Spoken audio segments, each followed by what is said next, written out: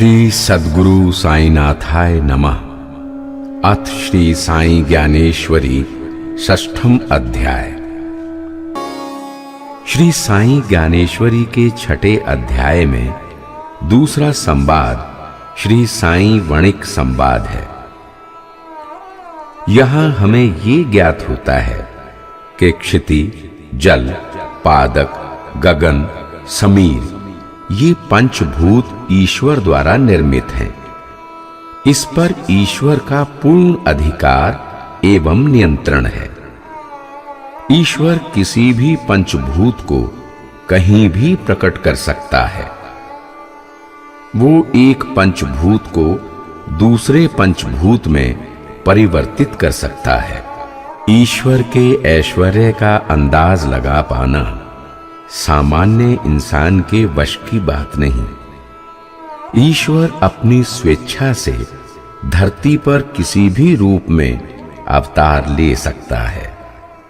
किसी भी रूप में वो रह सकता है। फकीर के रूप में श्री साईं ईश्वर का अवतार है। साईं ब्रह्मांड नायक हैं। साईं मस्जिद में हर रात दीपक जलाते हैं। अज्ञान रूपी अंधकार उन्हें बिल्कुल पसंद नहीं। वे दुनिया को ज्ञान का प्रकाश दिखाना चाहते हैं। इसी कार्य के लिए साईं फकीर ने धरती पर अवतार लिया। एक बार साईं को तेल उपलब्ध नहीं हुआ, फिर भी उन्होंने दीपक जलाए और वे दीपक पूरी रात जलते रहे। तो आइए सबसे पहले श्री साई वणिक संवाद का पारायण करते हैं। श्री साईं शिरडी गांव के दुकानदारों के पास गए और बोले, भिक्षा में तेल दे दो भाई, मस्जिद में दिए जलाने हैं। आज दीपावली है। मंदिर में जलते अनगिनत दीपकों की तरह आज मस्जिद को भी रोशन करना है। प्रत्येक दुकानदार कहता, तेल नहीं है बाबा, तेल खत्म हो गया है बाबा, अगली दुकान में मिलेगा बाबा। श्री साईं जिस दुकानदार के पास जाते वही उनसे बहाना बनाता और झूठ बोलता।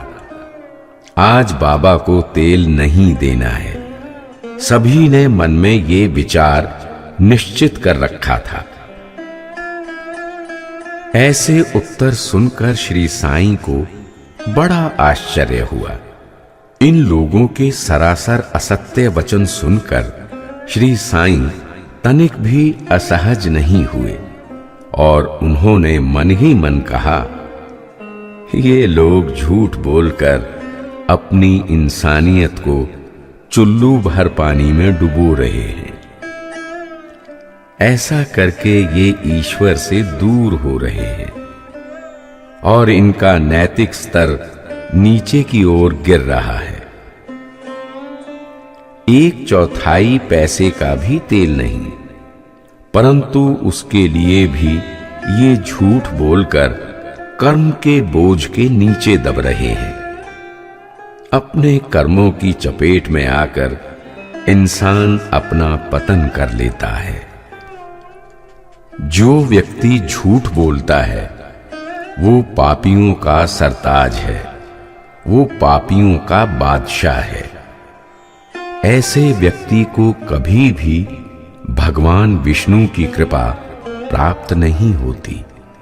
उसे वैभव और समृद्धि भी प्राप्त नहीं होती। जो व्यक्ति सत्य वचन बोलता है उसे अपार वैभव एवं सुख की शीतल छाया प्राप्त होती है। जप तप आदि सकल अनुष्ठान भी सत्य वचनों का मुकाबला नहीं कर सकते। सत्य वचन पुण्य का घट है, मोक्ष का रास्ता है, आनंद की नदी है। अतः सत्य वचन से दूर कभी ना हटो। तेल के बिना दीपक कैसे जलेंगे, इस बारे में दुकानदार परस्पर बातें करने लगे और मस्जिद पहुंच गए। उन्होंने देखा कि श्री साईं मस्जिद की दीवारों पर दीपक रख रहे हैं और उसमें कपड़े की बाती डाल रहे हैं। एक दुकानदार बोला, लगता है ये फकीर आज दीपक जलाकर ही सांस लेगा। दूसरा दुकानदार बोला, अरे ये तो बिल्कुल ही पागल हो गया है, तेल है नहीं और दीपक जलाने का उपक्रम कर रहा है। तीसरा दुकानदार बोला, ये फकीर तो पत्थर में बीज उगाने की सोच रहा है। ये फकीर तो बांझ औरत से भी बच्चा पैदा होने का सपना देखता है। हे दुकानदार भाइयों, ऐसी इच्छा क्या कभी पूरी हो सकती है? चौथा दुकानदार बोला, ये फकीर पागलों का बादशाह है, ये मूर्खों का सरताज है। तेल की एक बूंद नहीं और इच्छा करता है दीपों को ज्योतिर्मय करने की। साईं ने तेल पात्र में पानी डालकर उसे आधा भरा, फिर वही जल उन्होंने आत्मा राम को अर्पित किया। तेल मिश्रित पानी को पुनः तेल पात्र में डाला। शांत भाव से इस जल का थोड़ा थोड़ा अंश दीपों में भरा, बाती डाली, उसे गीला किया। श्री साईं ने स्नेह पुंज से दीप प्रज्वलित किए। पानी से दीप जले और ये रात भर जलते रहे। चारों ओर खड़े लोगों ने श्री साईं का ये अद्भुत चमत्कार देखा। लोगों ने मन में सोचा, श्री साईं के पास ये कैसा असाधारण अधिकार है। ऐसा अधिकार तो केवल ईश्वर के पास ही होता है। निश्चित ही श्री साईं ने ईश्वर के रूप में जन्म लिया है। सचमुच साईं ईश्वर के अवतार हैं।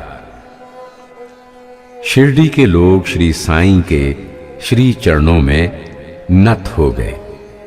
दुकानदारों ने श्री साईं के चरणों में सर रखकर कहा, हमने झूठ बोलकर आपकी अवज्ञा की है, हमने आपके प्रति अपराध किया है, फिर भी आप हम पर कुपित नहीं हुए।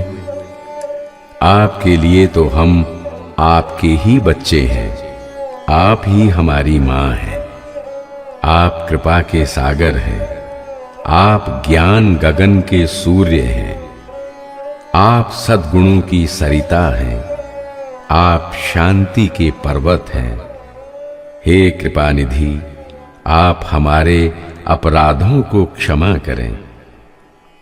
दुकानदारों से श्री साईं ने कहा, मेरी एक बात इस समय ध्यानपूर्वक सुन लो।